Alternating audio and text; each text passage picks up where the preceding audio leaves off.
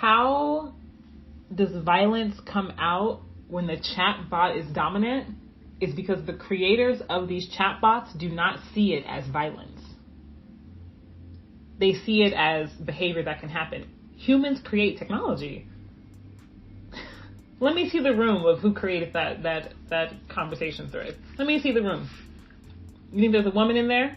You think there's a black woman in there? Now I know that everything that happens in these chatbots and AI is it's nuanced because it creates its own conversation based off the person. But why is it that overwhelmingly so, this is a dynamic that happens, that when the chatbot or when the technology is in a dominant role, it gets violent very quickly? Why is that? It's a question that we need to be asking somebody. It's a question we need to be asking somebody. And this is why black and brown folk don't want to be in that space. That's why they don't want to be in the space. Why would they want to be there and be treated that way? Right? So that's how I feel about that. That's how I feel about that. And it's scary because it's like we see these violent concepts replicated in our porn. We see it in any kind of way where we have a dominant and submissive dynamic. And so true dominance and submission is a 50-50 relationship. It is a give and a take on both sides, right? And so it's practically impossible to navigate that in a technical space as of right now. We don't see it. As of right now, chatbots and artificial intelligent conversation-based AI is not up to par with the nuance of the human experience of sexuality. They're not there.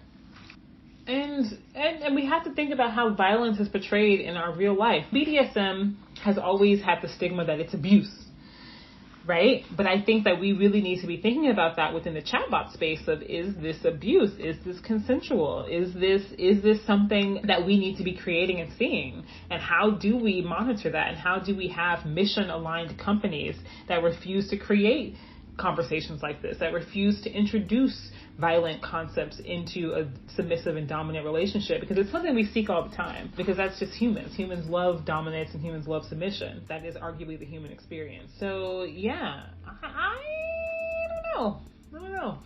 I don't want that. In the world in general, and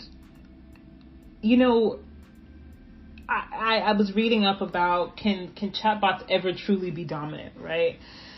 And the thing that I love the most is that this writer called Laser Guide talked about how no one can ever truly submit to technology because we create the technology. So you're always receiving this, I think they use the language asymmetrical love from this chatbot, right? Because there's no way to truly submit to technology. There's no way. Just like you can't hold your breath your body will go breathe, right? There's no way for us to completely submit to technology. And so there's always that power dynamic of like, well, I don't have to do what you say. You don't have to do what you said, because at the end, in our heart and our soul, we know that the technology is programmed to do what we as a human told them to do. I found that really interesting, and then I find it interesting on the flip side that why do men love so much submissive bots when the bot can't consent? So then it's like this man is kind of telling this bot what to do because they believe that that's just something they can do, that they have the power to do, and that it's an arguable, like, are we escalating abuse in our real life relationships because of the narratives that we're seeing introduced to us within chatbots. And we are telling ourselves, oh, well, because it's non-physical, because it's not happening in real life, it's harmless, it's fine, it doesn't matter, it's just fantasy.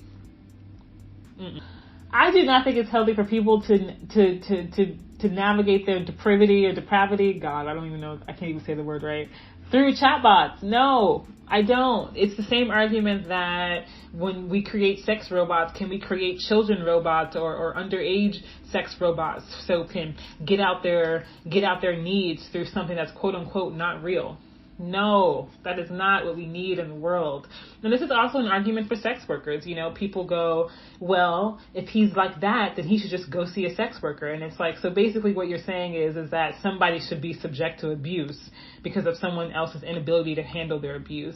And so I can't I can't subscribe what's healthy for everyone, right? I can't put a blanket over something and say it's unhealthy, but I can say that humans tend to practice unhealthy things and they don't stop even when they know it's unhealthy. We love a good supersize me soda. We love to watch things that we know is inherently unhealthy, but it gives us dopamine, it gives us serotonin, it gives us satisfaction in our brain. And so I don't believe that we should be able to have these disturbing conversations online and believe that it won't impact us in real life. It's not what we need to see in this world.